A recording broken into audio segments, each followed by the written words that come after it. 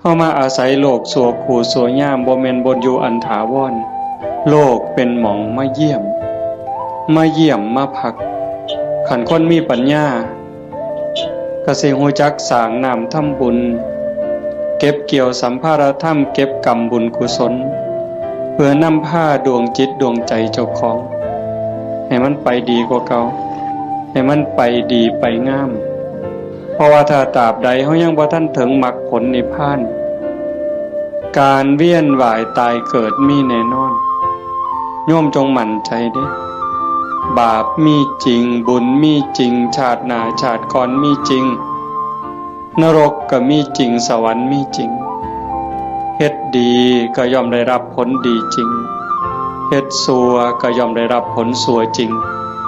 ผู้ที่มีสัมมาทิฏฐิเบื้องต้นจังสี่ก็จังสิพยายาม